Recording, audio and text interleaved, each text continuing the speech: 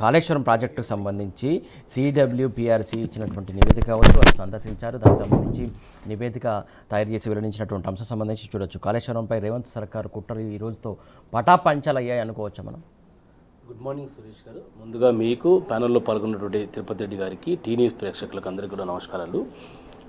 రేవంత్ రెడ్డి గారి ప్రభుత్వము చేస్తున్నటువంటి యొక్క కుట్రలను సిడబ్ల్యూపీఆర్ఎస్ అనేటువంటి యొక్క సంస్థ పటాపంచలు చేస్తూ కేసీఆర్ గారు నిర్మించినటువంటి కాళేశ్వరం ప్రాజెక్టు 100% పూర్తి స్థాయి నాణ్యతతో కూడుకున్నటువంటి నిర్మాణం జరిగి ఉన్నది. అన్నారం, సుందిల్లా లాంటి బరాజులకు 100% ఎలాంటి ముప్పు లేదు, ఎలాంటి కనీసం ఒక ఈసమంతైనటువంటి కట్టడంలో నాణ్యతలో లోపం లేదని చెప్పేసి ఒక కేంద్ర ప్రభుత్వ సంస్థ సిడబ్ల్యూపీఆర్ఎస్ అనేటువంటి centre for water power research station అనేటువంటి సంస్థ పూణే వారిది. అది ఒక ప్రపంచంలోనే అతి ఉన్నత శ్రేణి వర్గాల్లో అదొక సంస్థ అది. ఎందుకంటే 1916 సంవత్సరంలోనే బ్రిటిష్ ప్రెసిడెన్సీ ప్రభుత్వంలో ఆ రోజు దాన్ని స్థాపించారు. అది అనేక కట్టడాలని ఈ దేశంలో కేంద్ర జలశక్తి శాఖ మంత్రిత్వ పరిధిలో పనిచేస్తూ ఉన్నటువంటి సంస్థ. రిజర్వాయర్లు కావచ్చు, బ్యారేజీలు కావచ్చు, డ్యాములు కావచ్చు, నదుల మీద కడుతున్నటువంటి ప్రాజెక్టులని పరిశీలించేటువంటి ఒక రీసెర్చ్ సెంటర్ అది. ఆ సంస్థ ఇచ్చినటువంటి నివేదిక నివ్వెరపోయేటువంటి వాస్తవాలని తెలంగాణ సమాజం ముందు, దేశం ముందు ఉంచినటువంటి సందర్భాన్ని మనం చూస్తూ ఉన్నాం. ఎందుకంటే రేవంత్ రెడ్డి గారు గతంలో పిసిసి అధ్యక్షుడిగా ఉన్నప్పటి నుంచి 2023లో చిన్న పగుళ్ళతో మొదలైనటువంటి యొక్క ప్రక్రియని అదొక కాళేశ్వరం అని, కూలేశ్వరం అని, దాని యొక్క పనికిరానిటువంటి ప్రాజెక్టుగా అదొక 1,00,000 కోట్లు గోదావరి నదిలో కొట్టుకుపోయినట్టుగా అబద్ధాలని వల్లవేస్తూ, అబద్ధాలని ప్రచారం చేస్తూ, ఎన్నికలలో 4 ఓట్ల కోసం అబద్ధాలు మాట్లాడి తెలంగాణ సమాజాన్ని ఒక కుట్రలతోన నమ్మించేటువంటి ప్రయత్నం చేశారు. కానీ వాస్తవాలు, చరిత్ర ఇవన్నీ కూడా చెడిపోయేటివి కావు. కేసీఆర్ గారు నిర్మించినటువంటి కాళేశ్వరం ప్రాజెక్టు ద్వారా దాదాపుగా సగం తెలంగాణ జిల్లాలకు ఒక వరదాయనిగా సాగు, త్రాగునీటి ఈ అంశాల దాన్ని నెరవేరుస్తూ ఈరోజు తెలంగాణని ఒక భాండాగారంగా, ఒక వరి భాండాగారంగా తీర్చిదిద్దినటువంటి ప్రాజెక్టు కాళేశ్వరం ప్రాజెక్టు. అలాంటి కాళేశ్వరం ప్రాజెక్టుతో మొదలై పనులు పూర్తయి వాడుకలోకి వచ్చింది కాబట్టి వాటి నుంచి నీళ్లు వస్తే కేసీఆర్ గారు గుర్తొస్తారని, ప్రతి ఎకరాకి నీళ్లు తడిసినటువంటి ప్రతి రైతన్న కూడా కేసీఆర్ గారిని గుర్తుంచుకుంటారు కాబట్టి, కేసీఆర్ గారు అనవాళ్ళు కనపడతాయి కాబట్టి ఈరోజు కేసీఆర్ గారికి పేరు వస్తుందని ఒక అక్కసుతో కాంగ్రెస్ ప్రభుత్వం మొదటి నుంచి కూడా దీని మీద కుట్ర చేస్తున్నటువంటి ఒక ప్రయత్నాన్ని మనం చూసినట్లయితే, అది కాంగ్రెస్ ప్రభుత్వం వచ్చిన వెంటనే దాని మీద విచారణ చేయడము, విజిలెన్స్ ఎంక్వైరీ చేయడము, అదేవిధంగా కమిషన్ జ్యుడిషియల్ ఎంక్వైరీ అనడము, అంతేకాకుండా అసెంబ్లీలో ఒక నివేదిక పెట్టడము, ఇవన్నీ చూసినట్లయితే తద్వారా NDSA national dam safety authority యొక్క సూచనల మేరకు సిడబ్ల్యూపీఆర్ఎస్ అనేటువంటి సంస్థ కొన్ని పరీక్షలు నిర్వహించింది. ఆ పరీక్షలు నిర్వహించేటువంటి ప్రయత్నం చేస్తాను నేను.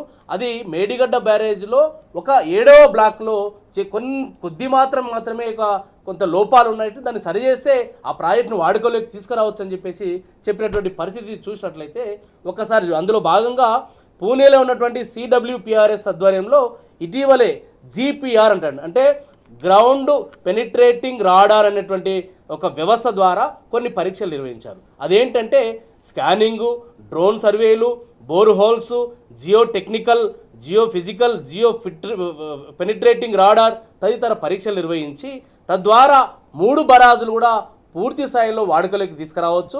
అన్నారం, సుందిల్లా లాంటి బరాజులు పూర్తి స్థాయిలో వాడుకలోకి తీసుకురావచ్చు అనేటువంటి ఒక నివేదిక కూడా రాష్ట్ర ప్రభుత్వానికి, కాళేశ్వరం ఈఎన్సీ కూడా నివేదించినటువంటి పరిస్థితి చూసినాం. అది ఓన్లీ మేడిగడ్డలో 7వ బ్లాక్లో అదొక 5వ పిల్లర్ కూడా బాగుంది, 6వది మాత్రమే కొంత పగుల్లో ఉన్నాయి.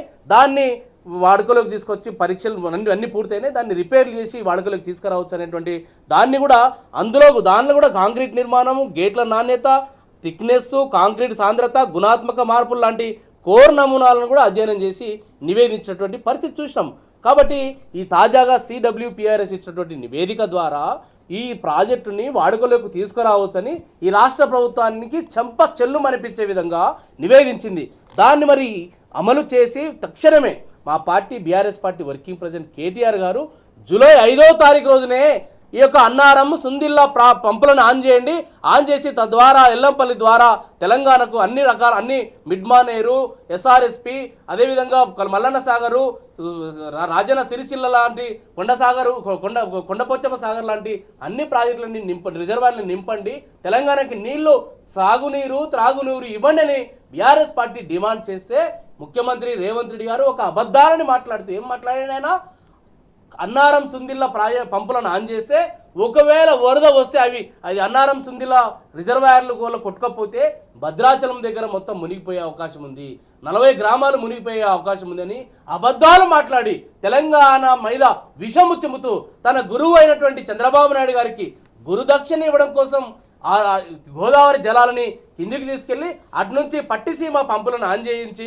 ఆంధ్రప్రదేశ్ ప్రజలకు ప్రయోజనం చేకూర్చే విధంగా రేవంత్ రెడ్డి గారి యొక్క వ్యవహార శైలి ఉంది తప్ప తెలంగాణ సమాజాన్ని తెలంగాణ రైతాంగాన్ని ఎండగట్టేటువంటి కుట్ర చేస్తుండే రేవంత్ రెడ్డి గారు. ఒక మాట, ప్రధానంగా ఇంజనీరింగ్ ముందు నుంచి చెప్తుంది ఒకటే మాట, మేడిగడ్డ 7వ బ్లాక్లో చిన్న స్వల్ప లోపాలు ఉన్నాయి, దాన్ని సరిచేయచ్చని ముందు నుంచి చెప్తున్నారు.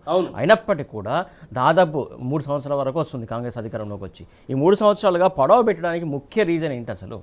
ముఖ్య రీజన్ అంటే కేసీఆర్ గారికి పేరు వస్తుంది, కేసీఆర్ గారు అనవాళ్ళు కనిపిస్తాయి కాబట్టి కేసీఆర్ గారి పేరు వస్తే నా ప్రభుత్వం ఉండి కూడా వేస్ట్ అని చెప్పేసి ఒక అక్కసుతో కుట్రతో చేస్తున్నటువంటి ఒక కుటిల నీతి, రాజకీయ నీతి తప్ప ఇది ఏమి కాదు. ఇది NDSA సూచనల మేరకు అది పగుళ్ళు వచ్చిన వెంటనే ఆ నిర్మాణ సంస్థ అయినటువంటి L&T కూడా IIT రూర్కి వారికి కూడా దీన్ని పరీక్షలు నిర్వహించమని చెప్తే వారు కూడా నివేదించారు. ఒక మేడిగడ్డ బరాజులో 7వ బ్లాక్లో కొద్ది మేరకు రిపేర్లు చేసి ఈ ప్రాజెక్టుని వాడుకలోకి తీసుకురావచ్చని అన్ని రకాల సంస్థలు చెప్తా ఉన్నాయి. IIT రూర్కి చెప్తా ఉంది, NDSA చెప్తా ఉంది, అదేవిధంగా CWPRS నిన్న కూడా పూణే వారు కూడా నివేదికలు ఇచ్చారు. ఇంకా ఇంకేం కావాలి ఈ రాష్ట్ర ప్రభుత్వానికి? ఇంకెవరు నివేదించాలా? ఇంకేమైనా ప్రపంచంలో కొత్త సంస్థలు ఏమైనా ఉన్నాయా?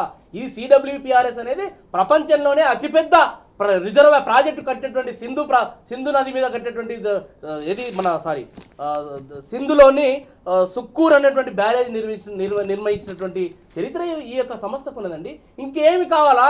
ఈ దేశంలో ఈ యొక్క రిజర్వాయర్లకు సంబంధించినటువంటి బ్యారేజ్లకు సంబంధించినటువంటి ప్రాజెక్టులకు సంబంధించినటువంటి రీసెర్చ్ స్టేషన్ ఇది. ఈ యొక్క సంస్థనే నివేదించిన తర్వాత అన్నారం సుందిల్ల 100కు 100% పూర్తి స్థాయిలో వాడుకలోకి తీసుకురావచ్చు, అందులో ఎలాంటి లోపాలు లేవని చెప్పిన తర్వాత ఇంకా ఈ ప్రభుత్వానికి వచ్చినటువంటి అభ్యంతరాలు ఏంటి, ఈ ప్రభుత్వానికి వచ్చేటువంటి నష్టం ఏంటి? తక్షణమే బీఆర్ఎస్ పార్టీ డిమాండ్ చేస్తూ ఉంది, ఇకనైనా రేవంత్ రెడ్డి నీవు బుద్ధి తెచ్చుకొని అన్నారం సుందిల్లా పంపులను ఆన్ చేసి తెలంగాణ సమాజానికి నీళ్లు అందించాల్సిన బాధ్యత నీ మీద ఉంది. తద్వారా ఈ ప్రాజెక్టు ద్వారా చూడండి సార్, ఒక్కసారి మీరు చూసినట్లయితే కాళేశ్వరం అనేటువంటి ప్రాజెక్టు అనేది సగం తెలంగాణని సాగు త్రాగునీరుతో మీరు చూడండి, భూపాలపల్లి జిల్లా నుంచి మొదలుకుంటే పెద్దపల్లి జిల్లా, కరీంనగర్ జిల్లా, మంచిర్యాల జిల్లా, నిర్మల్ జిల్లా, నిజామాబాద్ జిల్లా, అదేవిధంగా జగిత్యాల జిల్లా, సిద్దిపేట జిల్లా, కామారెడ్డి జిల్లా, మెదక్ జిల్లా, సంగారెడ్డి జిల్లా, రంగారెడ్డి, అదేవిధంగా బస్వాపూర్ ప్రాజెక్టు వరకు, యాదాద్రి భువనగిరి జిల్లా, అదేవిధంగా వరంగల్ జిల్లా వరకు కూడా నీళ్లు అందించేటువంటి ఒక వరదాయని కాళేశ్వరం అనేది. ఇలాంటి ప్రాజెక్టుని పడావబెట్టి ఈరోజు తెలంగాణని ఎండబెట్టి నీ గురువుకు చంద్రబాబు నాయుడు గారికి ప్రయోజనం చేకూర్చే విధంగా తద్వారా నీళ్లు బాగా ఉన్నాయి అని చెప్పేసి అక్కడ రిపోర్ట్లు ఇచ్చి తద్వారా ఏదైతే బనకచర్ల ప్రాజెక్టు ద్వారా నీళ్ళని మొత్తం రాయలసీమకు తరలించకపోవడం కోసం చేస్తున్నటువంటి కుట్రలో భాగంగా రేవంత్ రెడ్డి ఒక పావుగా వాడుతూ ఉన్నాడు. కాబట్టి ఇది పోరాడి సాధించిన తెలంగాణ, కేసీఆర్ గారు చావు నోట్లో తలబెట్టి సాధించిన తెలంగాణ.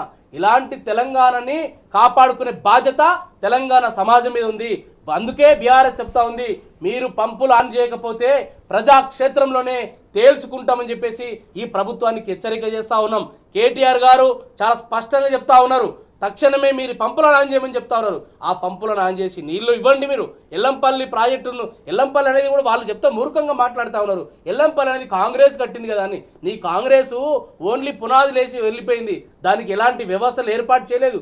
మొత్తం కూడా కాళేశ్వరంలో అంతర్భాగంగా బీఆర్ఎస్ ప్రభుత్వము, కేసీఆర్ గారు తన యొక్క మేధస్సుని ఉపయోగించి ఆ ప్రాజెక్టు నిర్మిస్తే ఈరోజు ఆ ప్రాజెక్టు నిరుపయోగంగా ఉంది. మీరు చూడండి, మళ్ళీ హైదరాబాద్కు త్రాగునీరు కావచ్చు, అదేవిధంగా తెలంగాణ మొత్తాన్ని కూడా ఏది మిషన్ భగీరథ ద్వారా నీళ్లు తాగునీరు కావచ్చు, సాగునీరు కావచ్చు, ఈ రకంగా తెలంగాణ సమాజానికి మొత్తం సాగునీరు అందించడం కోసం ఈ ప్రాజెక్టు ఒక వరదాయినిగా ఉన్నది కాబట్టి తెలంగాణ భాండాగార్ వరి భాండాగారంగా దేశానికే మనం వరిని ఎగుమతి చేసే స్థాయికి ఎదిగినామంటే కారణం కాళేశ్వరం లాంటి ఒక బహుళార్థక సాధక ప్రాజెక్టు కట్టినారు కాబట్టి ఈ ప్రపంచంలోనే అతిపెద్ద ప్రాజెక్టులో ఒక తొందరలో నిర్మించినటువంటి ప్రాజెక్టు కాళేశ్వరం ప్రాజెక్టు కాబట్టి ఈ ప్రాజెక్టుని వాడుకలోకి వస్తే కేసీఆర్ గారికి పేరు వస్తుంది, కాంగ్రెస్ పేరు రాదు.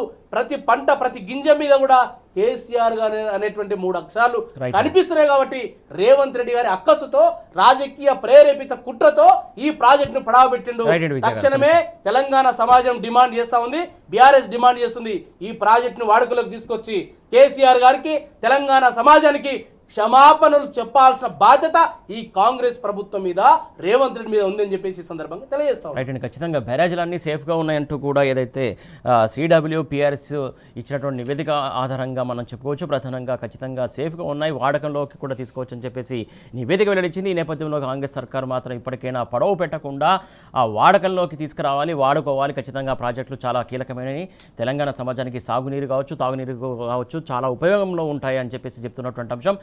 తిరుపతి రెడ్డి గారు, ప్రధానంగా బ్యారేజ్ల అంశం సంబంధించి మనం చూస్తూ ఉంటే దాదాపు ఈ కాంగ్రెస్ సర్కారు వచ్చిన నుంచి 3 సంవత్సరాలుగా బ్యారేజ్లన్నీ పడవబెట్టి కిందకి పక్క రాష్ట్రమైనటువంటి ఆంధ్రప్రదేశ్కు నీళ్లను తీసుకెళ్ళే యథేచ్ఛగా తీసుకెళ్లే అవకాశాన్ని కల్పిస్తూ ఉంది. ప్రధానంగా ఇక్కడ తెలంగాణకు కావాల్సినటువంటి సాగునీరు కావచ్చు ఇబ్బందులు తలెత్తుతాయని చెప్పేసి చెప్తున్నప్పుడు కూడా బ్యారేజ్లన్నీ పడవబెడుతుంది. ఇప్పుడు మనం ఒక నివేదిక వచ్చింది, ఆ నివేదిక ఆధారంగా ప్రధానంగా బ్యారేజ్లన్నీ సేఫ్గా ఉన్నాయి, ఖచ్చితంగా వాడకంలోకి తీసుకోవచ్చు అని చెప్పేసి చెప్తున్నటువంటి అంశం సంబంధించి మీరేమంటారు? ఇప్పుడు centre water and power research centre అనేది బ్రిటిషర్స్ పెట్టినటువంటి ఒక ప్రతిష్టాత్మకమైనటువంటి ఈ డ్యామ్లకు నాణ్యతకు సంబంధించిన పరీక్షలు చేయడానికి ప్రపంచంలోనే వ్యాలిడేటెడ్ ప్రొసీజర్స్ను అడాప్ట్ చేసుకొని చెక్ చేస్తారండి. దీనికి ఒక విశిష్టత ఉంది ఈ సంస్థకు. ఇది NDSA national dam safety authority సిఫార్సు మీదకు వీళ్ళు రంగంలో దిగి ఈ కాళేశ్వరం ప్రాజెక్టును ఈ కాంగ్రెస్ సన్నాసులు కూలేశ్వరం ప్రాజెక్ట్ అని ప్రచారం చేస్తున్నారు కదా, దీనిలో ఎంత వాస్తవం ఉంది, అసలు ఈ ప్రాజెక్టులో ఉన్నటువంటి లోపాల గురించి మీరు రీసెర్చ్ చేయండి అంటే వాళ్ళు గత సంవత్సరం 1.5 year నుంచి వాళ్ళు రీసెర్చ్ చేసేసి ఫైనల్గా ఇవాళ ఒక నివేదిక ఇచ్చారు.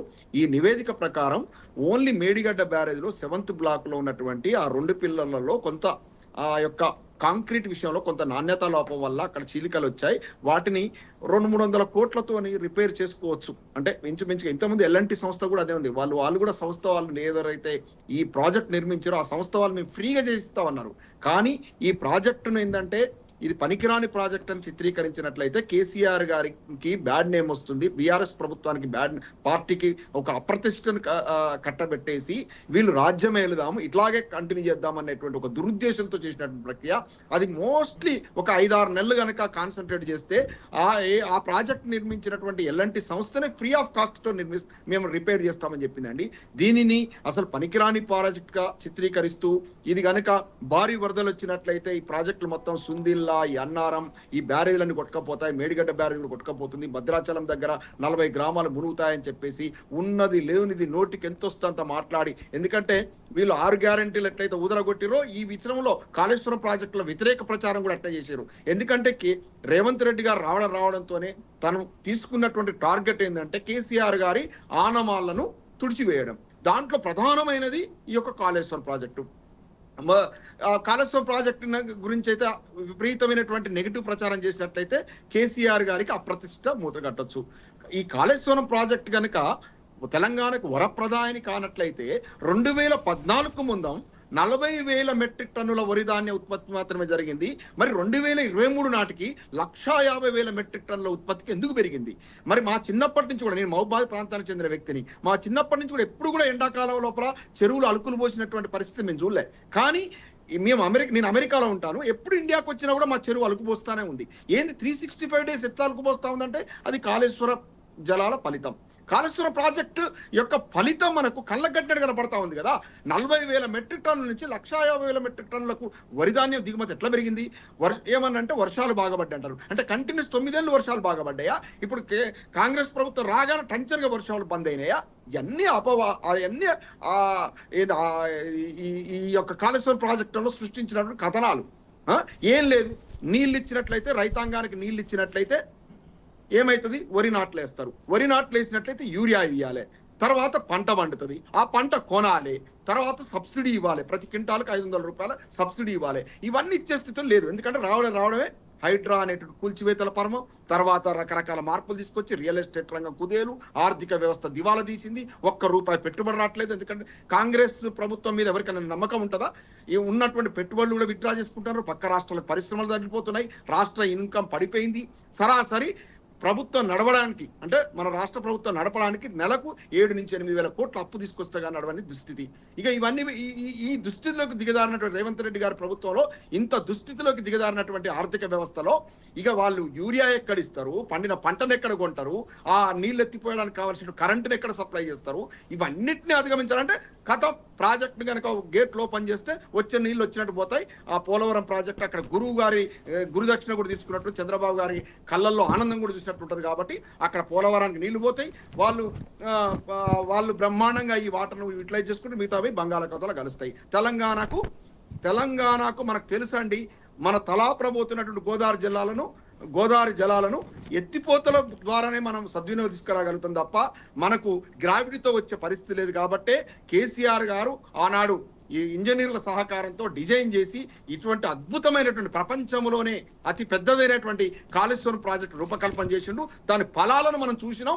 ఇవాళ ఎందుకు పొలాలు ఎండిపోతున్నాయి, ఇవాళ నాట్లేయలేని పరిస్థితి, ఒకవేళ నాటేసినా కూడా ఎందుకు ఎండిపోతున్నాయి అంటే ఈ దుర్మార్గమైనటువంటి ఈ యొక్క పనికిమాల కాంగ్రెస్ ప్రభుత్వం తీసుకునేటువంటి చర్యల వల్ల.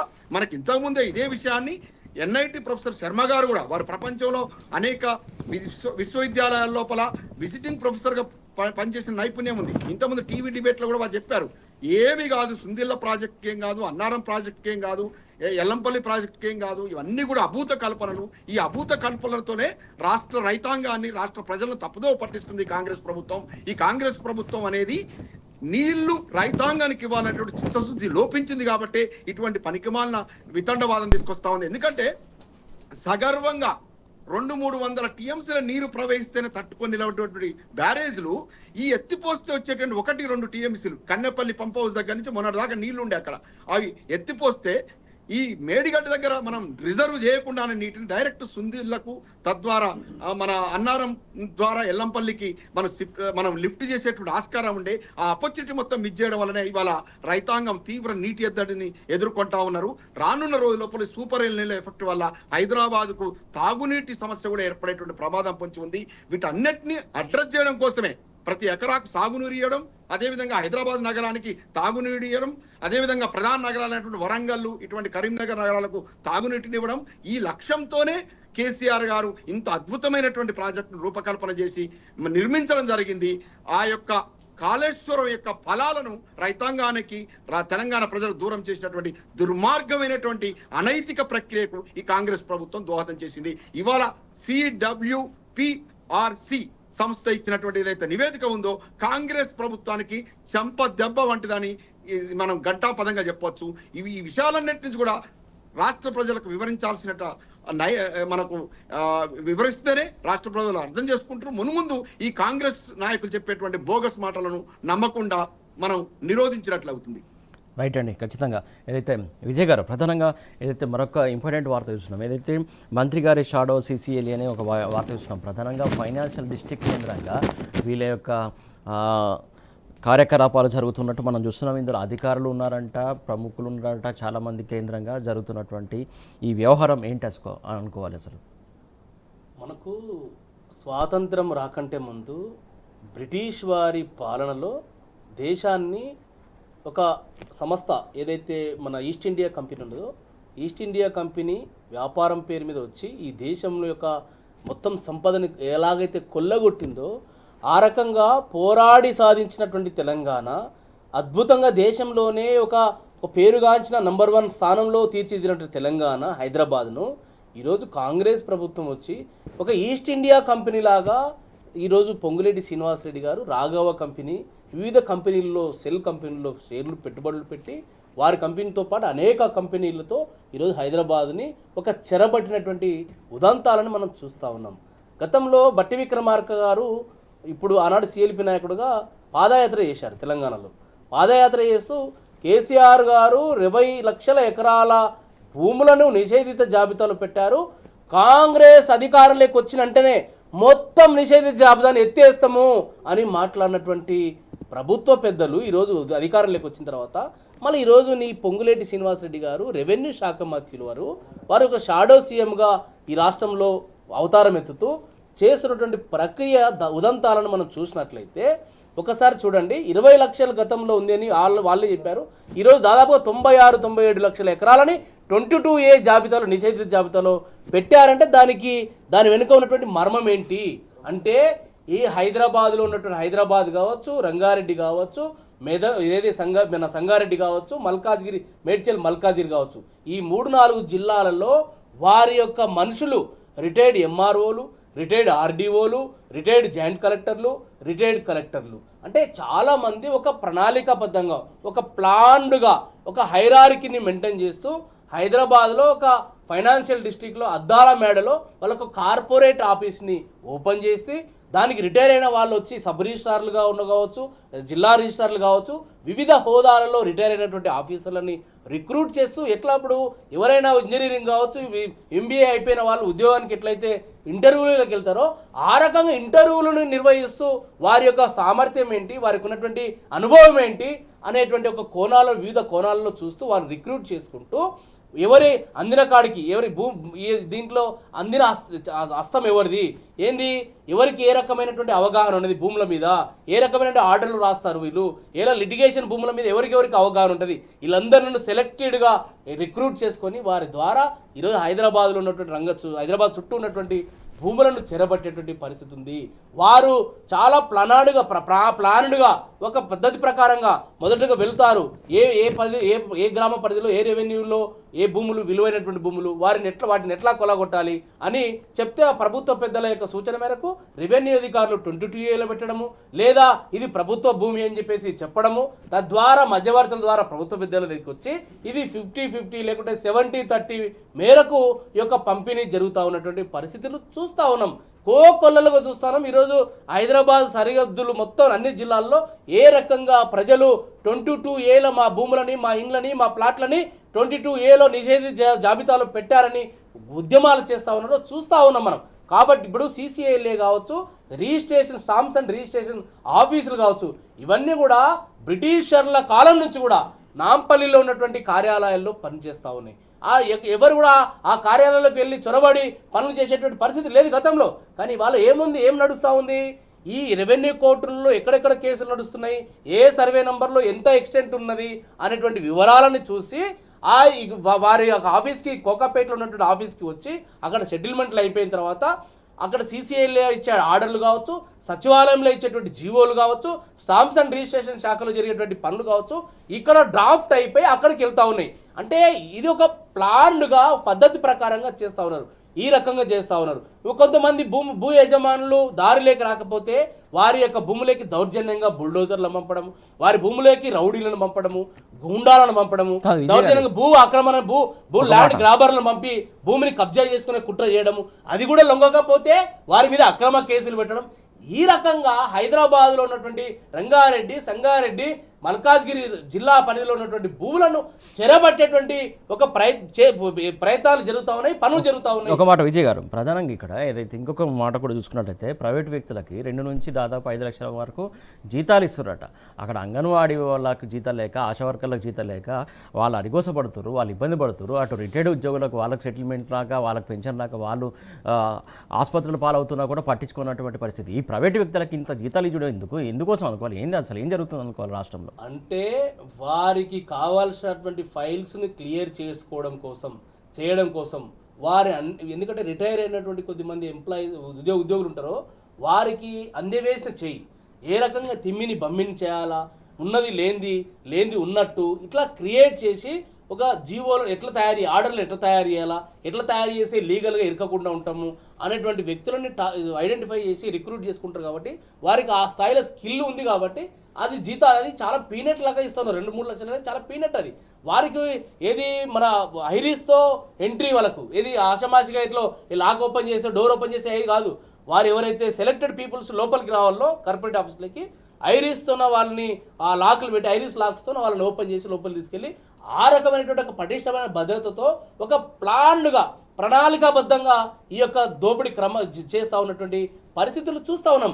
మీరు చూడండి, ఇప్పుడు ఒకసారి నొట్టినాగలపల్లిలో పల్లవిష అనేటువంటి ఒక సతీష్ షా పల్లవిష అనేటువంటి వారి భూములని ప్రైవేట్ భూముల్లోకి పొంగులేటి శ్రీనివాసరెడ్డి గారు కావచ్చు, వారి కుమారుడు హర్ష గారు కావచ్చు, వారు దౌర్జన్యంగా వారి ఇంట్లో బంజారాహిల్స్లో రోడ్ నెంబర్ 8లో ఉన్నటువంటి వారి ఇంటికి వెళ్ళి దౌర్జన్యంగా వెళ్ళి వారిని బెదిరించి వస్తే కూడా వాళ్ళు బెదిరకపోతే లొంగకపోతే దౌర్జన్యంగా ఒట్టినాగలపల్లిలో ఉన్నటువంటి వారి భూములకి బుల్డోజర్లను పంపించి రౌడీలను పంపించి భూమిని కబ్జా చేసేటువంటి ప్రయత్నం చేస్తే అది బీఆర్ఎస్ పార్టీ మొత్తం శాసనసభాపక్షం BRS party working president KTR గారు కావచ్చు, అదేవిధంగా ఎల్పీ ఉపనాయకుడు హరీష్ రావు గారి నేతృత్వంలో శాసనసభ్యులు వెళ్ళి వారికి అండగా ఉన్నటువంటి పరిస్థితి. అదేవిధంగా నాదర్గూల్లో ప్రభుత్వ భూముల్లో కూడా పేద ప్రజలు వ్యవసాయ పనులు చేసుకుంటా ఉంటే అక్కడ కూడా భూముల్లో శంషాబాద్లో దాదాపు 170 ఎకరాలకు వాళ్ళు క్లియర్ చేసినటువంటి ఈయన వేల ఎకరాల భూములను 1000 కోట్ల విలువ చేసేటువంటి భూములను దారాదత్తం చేసుకుంటూ వాళ్ళు వశపడిచి కుట్ర చేస్తూ ఉన్నారు. రేవంత్ రెడ్డి గారు గతంలో ఇంకో మాట మాట్లాడారు. కేసీఆర్ గారు అన్ని భూములని అమ్ముకుంటూ వెళ్తే మరి రేపొద్దున ఎవరైనా చనిపోతే బొందల గడ్డలు కూడా పెట్టడానికి అవకాశం లేకుండా చేస్తూ ఉన్నాడు కేసీఆర్ గారు అని రేవంత్ రెడ్డి గారు చెప్పారు. మళ్ళీ ఇవాళ ఏం చేస్తున్నావు రేవంత్ రెడ్డి గారు? నువ్వు చేసినటువంటి నీతి ఏంది, నీ జాతి ఏంది తెలుసుకోవాలి కదా. మొత్తం ప్రభుత్వ భూములను అమ్మకాన్ని పెట్టింది, ఇవాళ ప్రైవేట్ భూములను కబ్జా చేస్తాను. ఈ రకంగా రెవెన్యూ వ్యవస్థను మొత్తం కూడా ముఖ్యమంత్రి గారి కుటుంబ సభ్యులు, రేవంత్ రెడ్డి గారి కుటుంబ సభ్యులు, అదేవిధంగా రెవెన్యూ శాఖ పొంగులేటి శ్రీనివాసరెడ్డి గారి కుటుంబ సభ్యుల యొక్క కబంధ హస్తాలతో ఈరోజు బందీ అయింది హైదరాబాద్ సరిహద్దులో ఉన్నటువంటి జిల్లాల భూములు మొత్తం కూడా వారి యొక్క కబంధాల హస్తాల మధ్యలో బందీలైనటువంటి పరిస్థితి ఉంది. మేము బీఆర్ఎస్ పార్టీ హెచ్చరిక చేస్తూ ఉంది, మీరు ఈ రకంగా చేసుకుంటూ వెళ్తే మా ప్రభుత్వం రావడం ఖాయము. ఖచ్చితంగా దీని మీద ఒక పటిష్టమైనటువంటి ఒక విధానాన్ని తీసుకొచ్చి భూములను మీరు ఎక్కడెక్కడైతే దౌర్జన్యం చేసి లాక్కున్నారో ఆ భూములను కూడా మొత్తం కూడా ప్రభుత్వ పరం చేయడం ఖాయము. మీరు గుర్తుంచుకోవాలా పొంగులేటి శ్రీనివాసరెడ్డి గారు, రేవంత్ రెడ్డి గారు, మీ ఆటలు ఇంక ఎక్కువ రోజులు సాగవు. ఒక 1 year మాత్రమే మీ ఆటలు సాగే అవకాశం ఉంది. మీ ఎక్కువ రోజులు మీరు అనుకుంటున్నారు మీరు ఏదో శాశ్వతమని, మీరు ప్రభుత్వం శాశ్వతమని. నీ ముఖ్యమంత్రి కుర్చీకి ఈరోజు ఎసరు పెట్టినటువంటి పరిస్థితి అన్ని పత్రికలు రిపోర్ట్ చేస్తున్నాయి. దాన్ని దృష్టిలో ఉంచుకొని భూముల జోలికి వస్తే మాత్రం ఖచ్చితంగా తిరుగుబాటు తప్పదు. ప్రతి ఒక్క వాడికి, ప్రతి ఒక్క వ్యక్తికి భూమి అనేది ఒక సెంటిమెంట్. వారి భూముల జోలికి వెళ్తే మాత్రం ఖచ్చితంగా మీకు తిరుగుబాటు తప్పదని బీఆర్ఎస్ పార్టీ తరఫున హెచ్చరిక చేస్తా ఉన్నాం. రైట్, ఖచ్చితంగా ఏదైతే కాంగ్రెస్ పార్టీ అధికారం చేపట్టిన నాటి నుంచి మొత్తం భూమి మీదనే ఉంది ధ్యాస అంతా, భూమి మీదనే ఉంది శ్రద్ధ అంతా. భూములను ఎట్లా హస్తగతం చేసుకోవాలనే ప్రయత్నంలో భాగంగా పాలన కొనసాగుతుంది తప్ప మిగతా అంశాల గురించి పట్టించుకోవట్లేదు. ప్రజాపాలన అని చెప్పేసి చెప్తుంది తప్ప ప్రజాపాలన కాదు, ప్రజా వ్యతిరేక పాలనగా మారిందని చెప్పేసి విజయ్ గారు చెప్తున్నటువంటి అంశం. ప్రధానంగా ఇటు సాలార్జంగ్ మ్యూజియంకి సంబంధించినటువంటి భూములు కూడా 18 ఎకరాలను కూడా 22A కింద కూడా చేర్చారంట. మొత్తానికి ఎక్కడ కూడా భూమిని వదలట్లేదు. ప్రధానంగా అన్ని చోట్ల కూడా 22A కింద వెళ్ళడం పట్ల చాలామంది ఇబ్బందులు ఎదుర్కొంటున్నారు.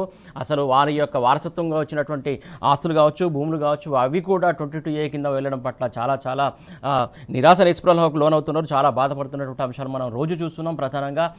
సో వాళ్ళు చేసింది 22A చట్టంకి సంబంధించి కూడా తప్పైందని చెప్పేసి స్వయంగా వాళ్ళే మంత్రులు ఒప్పుకున్నారు, ముఖ్యమంత్రి కూడా ఒప్పుకున్నటువంటి సందర్భం మనం చూసాం. మొత్తానికి ఓవరాల్గా చూసుకున్నట్టయితే భూమి చుట్టే కాంగ్రెస్ పాలన కొనసాగుతున్నటువంటి అంశం. ఇది ఖచ్చితంగా ఆలోచించాలి, పునరాలోచించాలని చెప్పేసి విజయ్ గారు కోరుతున్నటువంటి అంశం. తిరుపతి రెడ్డి గారు ప్రధానంగా చూస్తూ ఉన్నాం, ఏదైతే కాంగ్రెస్ పాలన అంతా ఎక్కడెక్కడి నుంచో కొనసాగుతున్నటువంటి సిచ్యువేషన్ చూస్తున్నాం. ఎక్కడెక్కడ అడ్డాలు మారుతున్నాయి, అధికారులు మారుతున్నారు, రిటైర్డ్ ఉద్యోగులు కూడా అందులో చేరి ఇష్టానుసారంగా వ్యవహరిస్తున్నటువంటి విషయానికి సంబంధించి, వార్తకు సంబంధించి చూస్తున్నాం. మొత్తానికి వీరి పాలన అంతా భూచక్రం మీదనే తిరుగుతున్నట్టు పరిస్థితి కనబడుతుంది. మొత్తానికి ఎందుకు ఇంత భూమిని చెరబెడుతున్నట్టు అనుకోవాలి మనం? ఏమి లేదండి, ఇప్పుడు భారతదేశం లోపల కొంచెం అత్యంత సంపద అంటే విలువ ఉన్నటువంటి భూములు తెలంగాణలో ఉన్నాయి, హైదరాబాద్ చుట్టుపక్కల ప్రాంతాల్లో ఉన్నాయి, బెంగళూరు చుట్టుపక్కల ప్రాంతాల్లో కర్ణాటకలో ఉన్నాయి. ఈ 2 రాష్ట్రాల్లోనే, అంటే ప్రధానంగా ఈ 2 రాష్ట్రాల్లో, మిగతా రాష్ట్రాల్లో హిమాచల్ ప్రదేశ్లో అక్కడిక్కడ ఉండే, ఈ మధ్య కేరళలో వచ్చింది, కానీ వాటిని మనం పరిగణలో తీసుకోవాల్సిన అవసరం లేదు. ముఖ్యంగా కర్ణాటక, తెలంగాణ ఈ 2 రాష్ట్రాల లోపల ఉన్నటువంటి కాంగ్రెస్ ప్రభుత్వానికి అసైన్మెంట్ ఇచ్చారు. అక్కడ ముఖ్యమంత్రికి, ఇక్కడ ముఖ్యమంత్రి రేవంత్ రెడ్డి గారికి, అక్కడ కర్ణాటక ముఖ్యమంత్రి ఇప్పుడు DK శివరావు ఒకరికి ఒక అసైన్మెంట్. దేశంలో కాంగ్రెస్ పార్టీకి కావాల్సిన ఖర్చులన్నీ కూడా వీళ్ళు నెల నెల మూటలు పంపాలి ఢిల్లీకి. మరి పంచాలంటే వీళ్ళు రేవంత్ రెడ్డి గారు మరి ఎక్కడి తీసుకొస్తారు? ఎందుకంటే తనకు షాడో మంత్రి మొదటి నుంచి కూడా పార్టీకి సపోర్ట్ చేస్తున్నటువంటి ఖమ్మం జిల్లాకు చెందిన పొంగిలేటి శ్రీనివాసరెడ్డి గారు కావచ్చు, వారి కంపెనీ ద్వారా అంతకుముందు తెలంగాణలో అధికారులు రావడం కోసం వేల కోట్ల రూపాయలు ఆయన పొంగిలేటి గారు సపోర్ట్ చేసిండు. మరి అవన్నిటి రికవర్ చేసుకోవాలి కదా, అందుకే ఆయనకు రెవెన్యూ మంత్రిని కట్టబెట్టారు. మొన్న ఈ మధ్య కూడా కేరళ లో పార్టీకి సంబంధించిన ఖర్చులను కూడా పొంగులేటి శ్రీనివాసరెడ్డి గారు చూసుకున్నట్లుగా వివిధ ప్రజలు మాట్లాడుకుంటుండగా మనం వింటున్నాం. వాటన్నిటిని మళ్ళీ తీసుకోవాలి కదా, ఆయన ఇచ్చిండు కదా పార్టీకి. అవన్నీ తీసుకోవాలంటే భూమిని అడ్డం పెట్టుకొని సంపాదించాలి. మరి భూమిని అడ్డం పెట్టుకుని ప్రజల దగ్గర పోయి డైరెక్ట్ అడుగుతూ ఇవ్వరు కదా, వాళ్ళకు ప్రాబ్లం క్రియేట్ చేయాలి. ఇప్పుడు 22A అనేటువంటి ఒక ప్రాబ్లం క్రియేట్ చేయాలి. 1908లో అప్పుడు పెట్టినటువంటి బ్రిటిష్ కాలంలో పెట్టినటువంటి ఒక సెక్షన్, అదే నిజాం కాలంలో పెట్టినటువంటి ఒక సెక్షన్. ఆ సెక్షన్ ప్రకారం ఏంటంటే ప్రభుత్వ భూములను కాపాడుకోవడానికి పెట్టిన సెక్షన్. ఓకే, ప్రభుత్వ భూములను కాపాడండి, ఎవరు వద్దనట్లే. దాన్ని మేము ఎవరు బీఆర్ఎస్ పార్టీ సభ కావచ్చు, ఇతర ప్రతిపక్షాలు కూడా తప్పబట్టట్లా. కానీ ప్రభుత్వ భూమిని కాపాడుతామనేటువంటి నెపంతో ప్రైవేటు భూములను ప్రభుత్వ భూములుగా మార్చే విధానం ఏదైతే ఉందో అది దుర్మార్గమైనటువంటి, దాని వెనుక పెద్ద కుట్రకోణం ఉంది. దాని వెనుక కొన్ని లక్షల కోట్ల కుంభకోణం ఉన్నట్టు మనకు అర్థం చేసుకోవచ్చు. ఎందుకంటే ఇప్పుడు ఒక సర్వే నెంబర్ లోపల ఒక ప్రాపర్టీ ప్రభుత్వ భూమిలో కట్టి ఉన్నది అనుకుందాం. ఆ సర్వే నెంబర్లో కొన్ని వందల కట్టడాలు ఉంటాయి, కొన్ని ప్రైవేటు వ్యక్తులకు ఆస్తులు కూడా ఉంటాయి. ఆ సర్వే నెంబర్ మొత్తాన్ని కూడా 22Aలో చేర్చడం వల్ల ఏమైందంటే మొత్తం ఆస్తులన్నీ కూడా ప్రభుత్వ ఆస్తులుగా మారిపోయినాయి. అంటే వాళ్ళు ఆయా ఆస్తి పరులు ఎవరైతే ఉన్నారో, ఆ యజమానులు ఎవరైతే ఉన్నారో ఆ భూమిని అమ్ముకోలేరు, ఇంకొకరికి బదిలీ చేయలేరు. ఏదైనా ఆపద వచ్చి బ్యాంకు పోతే లోన్ కూడా దొరకదు. అంటే ఒక సర్వే నెంబర్లో ఉన్నటువంటి ఒక ప్రాబ్లం, ఒక అసెట్ విషయంలో ఉన్నటువంటి ప్రాబ్లాన్ని మొత్తం టోటల్ సర్వే నెంబర్కు వర్తించే విధంగా దుర్మార్గమైనటువంటి ఒక కుట్రపూరితంగా ఒక కుంభకోణానికి నాంది పలికింది కాంగ్రెస్ ప్రభుత్వం. బెస్ట్ ఎగ్జాంపుల్ తీసుకున్నట్లయితే ఎర్రగడ్డ ప్రాంతం లోపల జనప్రియ, వాసవి, సిటాడెల్ ఇట్లాంటి అపార్ట్మెంట్లు ఉన్నాయి. అక్కడ సుమారు 5,000 కుటుంబాలు. అక్కడ ఏదో 2-3 ప్రాపర్టీస్ గవర్నమెంట్ డిస్ప్యూట్లో, గవర్నమెంట్ ప్రాపర్టీనా ప్రైవేట్ ప్రాపర్టీనా ఒక డిస్ప్యూట్లో ఉంటే మొత్తం టోటల్ సర్వే నెంబర్కు ఈ 22A సెక్షన్లో అమలుపరచడం వల్ల ఇవాళ 5,000 కుటుంబాలు నివసిస్తున్నటువంటి ఆ యొక్క అపార్ట్మెంట్లు వాళ్ళు అమ్ముకోలేరు, ఇంకోరు బదిలీ చేయలేరు, లోన్ కూడా తీసుకొచ్చుకోరు. వాళ్ళంతా కూడా రోడ్డున పడ్డ పరిస్థితి. వాళ్ళకే తెలియదు వాళ్ళ ఆస్తులు మొత్తం కూడా ఇవాళ వాళ్ళు ఇంకొకరికి అమ్ముకోలేరు అనే విషయం వాళ్ళకి చాలా మంది తెలియదు. ఎవరన్నా వాళ్ళకు అత్యవసర పని మీద ఏదైనా అమ్ముకుందామంటే రిజిస్ట్రేషన్ ఆఫీస్ పోతే వాళ్ళు రిజిస్ట్రేషన్ చేయలేరు. అదేవిధంగా గండిపేట్లపుల ఒక 51 విల్లాల పరిస్థితి కూడా అట్లనే ఉంది. రకరకాలుగా మొత్తం ఇప్పుడు యాదాద్రి జిల్లాలో అయితే 42,000 ఎకరాలని సాక్షాత్తు కోమటిరెడ్డి వెంకటరెడ్డి గారు చెప్తున్నారు. ఈ రకంగా లక్షలాది ఎకరాలు, తెలంగాణ వ్యాప్తంగా లక్షలాది ఎకరాలు ఇవాళ 22Aలో పెట్టి ఒక భారీ కుంభకోణానికి తెరలేపింది కాంగ్రెస్ ప్రభుత్వం. దీని మీద ప్రజల నుంచి తీవ్ర వ్యతిరేకత వచ్చి, ప్రతిపక్షాల నుంచి ముఖ్యంగా బీఆర్ఎస్ పార్టీ నుంచి తీవ్రమైనటువంటి వ్యతిరేకత రావడంతో అప్పుడు వెనక్కి తగ్గి క్షమాపణలు చెప్పిండు పొంగులేటి శ్రీనివాసరెడ్డి గారు. ఈయన క్షమాపణలు చెప్పగానే అయిపోతుందా? ఇవాళ ఎట్లా అంటే ఎందుకు పెట్టిరు, ఎందుకు చేసిరు, దీనికి సంబంధించినటువంటి బాధ్యత ఎవరు తీసుకోవాలి? సంబంధిత మంత్రిగా పొంగులేటి శ్రీనివాసరెడ్డి గారు బాధ్యత తీసుకోవాలి. వారు రాజీనామా చేయాలి. ఏమాత్రం చిత్తశుద్ధి ఉన్నా కూడా వారు రాజీనామా చేయాలి. ఎందుకంటే అతని యొక్క పాలనా వైఫల్యం అది. దీని వెనుక ఏదైతే నిగ్గు తేల్చాల్సిన అవసరం ఉంది. ఇది ఒక భారీ కుంభకోణం, లక్షల కోట్ల కుంభకోణం. సాక్షాత్తు కాంగ్రెస్ పార్టీ మంత్రులే అంటున్నారు, కోమటిరెడ్డి వెంకటరెడ్డి గారు అంటున్నారు, కాంగ్రెస్ పార్టీ ఎమ్మెల్యేలు అంటున్నారు, ప్రజలంతా కూడా చర్చించుకుంటున్నారు. దీని మీద ఒక వైట్ పేపర్ రిలీజ్ చేయాలి. ఎందుకు పెట్టిర్రు, ఎందుకు పెట్టాల్సి వచ్చింది, ఎందుకు ఇట్లా చేసిర్రు? ఎందుకంటే ప్రభుత్వ భూములను కాపాడుతామనేటువంటి ఒక నెపంతో ప్రైవేట్ ఆస్తులను ప్రభుత్వ భూములుగా ఎట్లా మారుస్తారు, ప్రభుత్వ ఆస్తులుగా ఎట్లా మారుస్తారు? ఇది ఎంత తీవ్రమైనటువంటి విషయం అంటే ఇప్పుడు అందుకే ఇంతకుముందు మన బీఆర్ఎస్ పార్టీ ప్రతినిధులు చెప్పినట్లుగా వీళ్ళ యొక్క ఆలోచనలు మొత్తం కూడా భూమి చుట్టే జరుగుతూ ఉన్నాయి. ఎందుకంటే సాక్షాత్ ముఖ్యమంత్రి గారే రియల్ ఎస్టేట్ వ్యాపారం నుంచి వచ్చినట్టు వ్యక్తి. పొంగులేటి శ్రీనివాసరెడ్డి గారు ఒక కార్పొరేటు.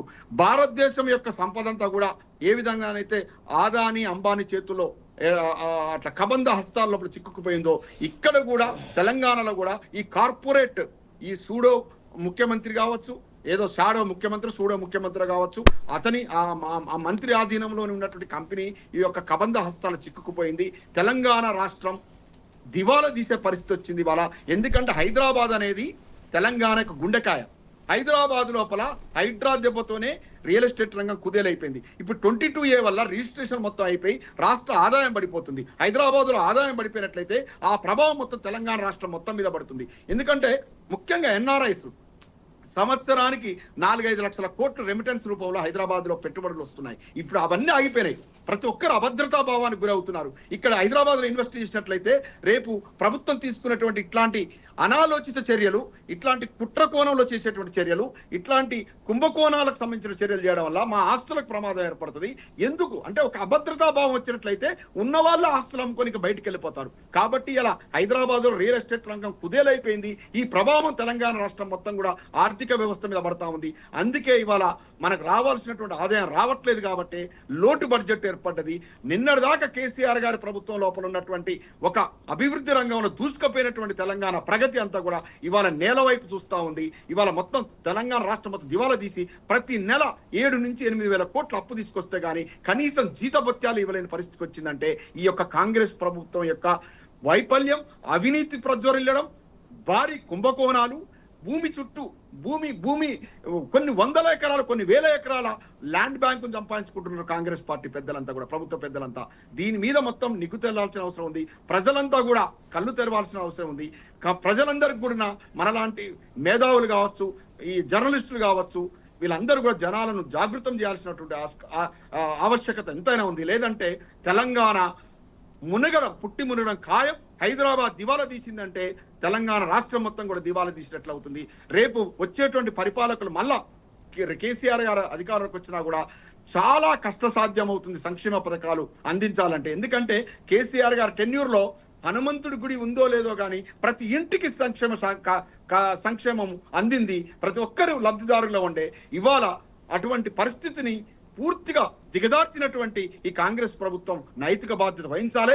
నా దృష్టిలో అయితే ఈ కాంగ్రెస్ ప్రభుత్వానికి ఒక్క నిమిషం కూడా అధికారంలో ఉండేటువంటి అర్హత లేదు. తెలంగాణ రాష్ట్రాన్ని మొత్తం సర్వనాశనం చేసినటువంటి 2.5 ఏళ్లలే సర్వనాశనం చేసినటువంటి చరిత్రను మూటగట్టుకుంది ఈ దిక్కుమాల కాంగ్రెస్ ప్రభుత్వం అని నా యొక్క ప్రగాఢ విశ్వాసం.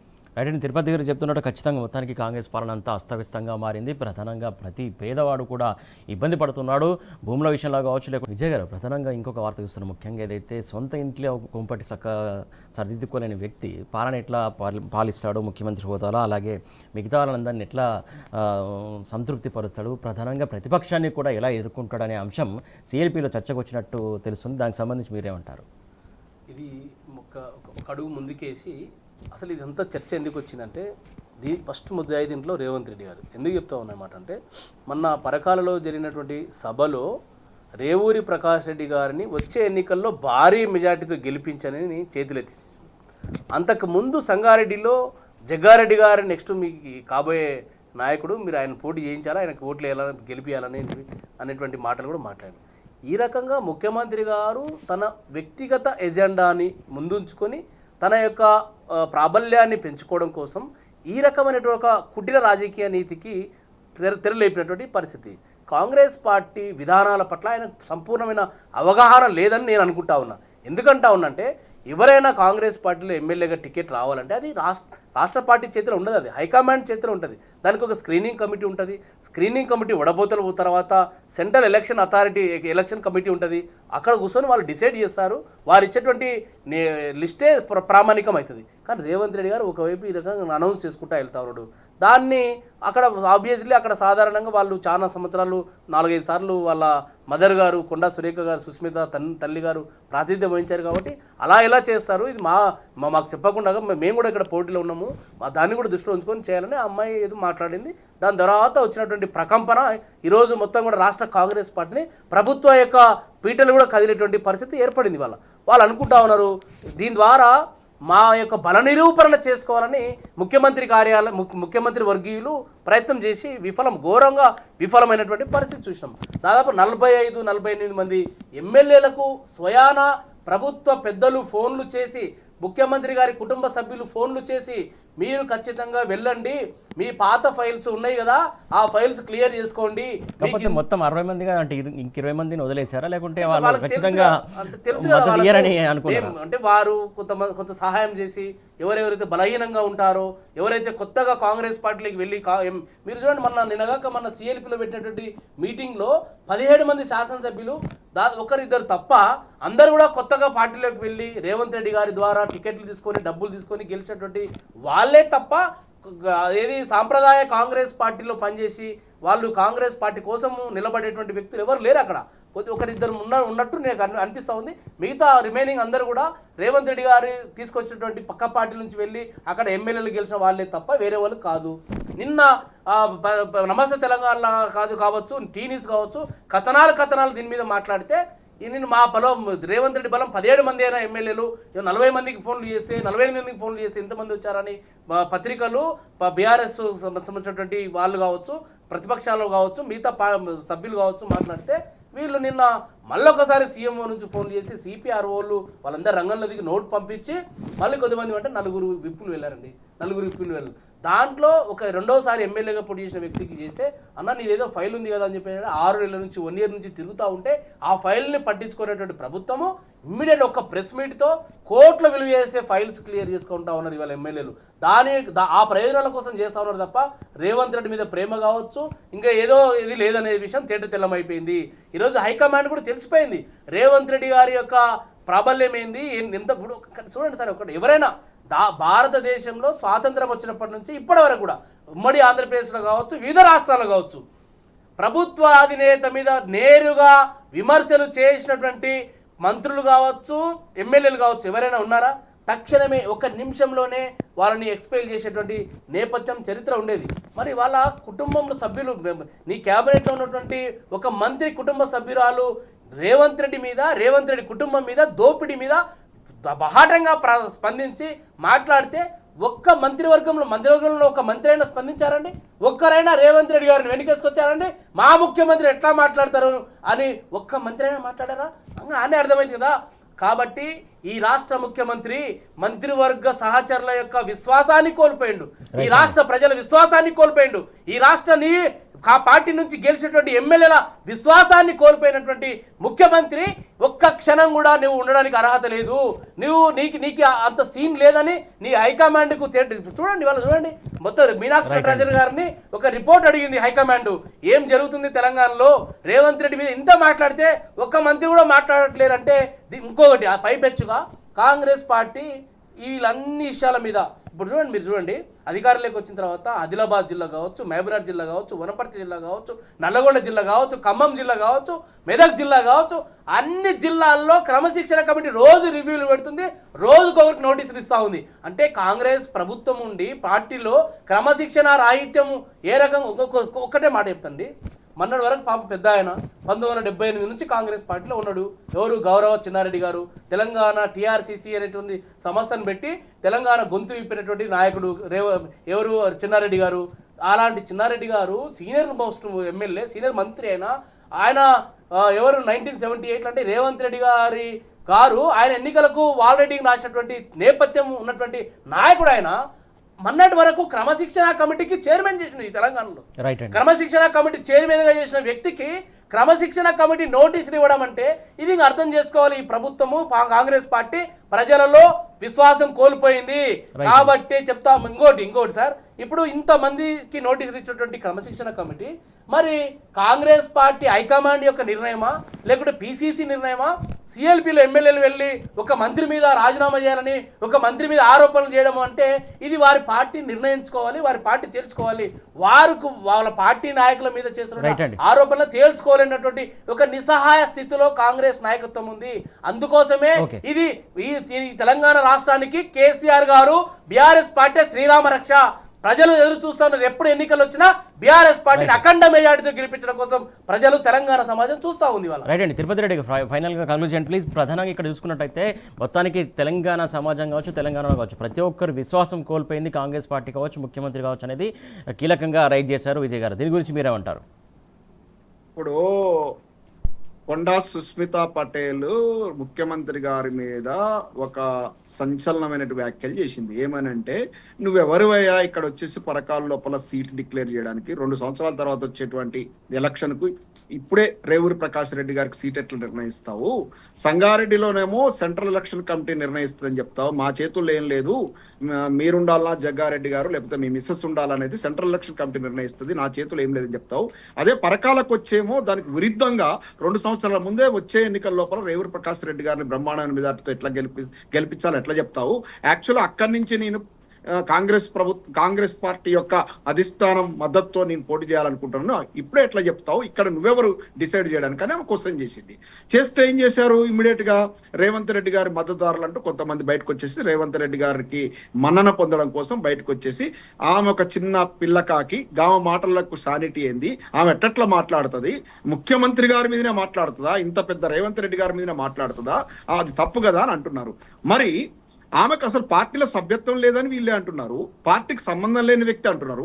పార్టీకి సంబంధం లేని వ్యక్తి ఆమె కావచ్చు, బీఆర్ఎస్ పార్టీ వాళ్ళు కావచ్చు, బీజేపీ వాళ్ళు కావచ్చు, ఎవరేం మాట్లాడినా కూడా మరి వీళ్ళు స్పందించడం ఏంది, అది కామన్ కదా. పార్టీకి సంబంధం లేని వ్యక్తులు పార్టీ అధినేత మీద, కాంగ్రెస్ పార్టీ ప్రభుత్వ పెద్దల మీద, ముఖ్యమంత్రి మీద మాట్లాడతారు. మరి అందుకోసం ఆ పార్టీకి సంబంధం లేని ఆ వ్యక్తి విషయం లోపల కొండా సురేఖ గారికి క్రమశిక్షణ సంబంధించినటువంటి షోకాజ్ నోటీస్ ఇవ్వడం ఏదే ఉందో అది పూర్తిగా హాస్యాస్పదం. ఎందుకంటే ఈ కాంగ్రెస్ పార్టీలో ఒక నీతి, నిజాయితీ, సిద్ధాంతాలంటూ ఏముండవు.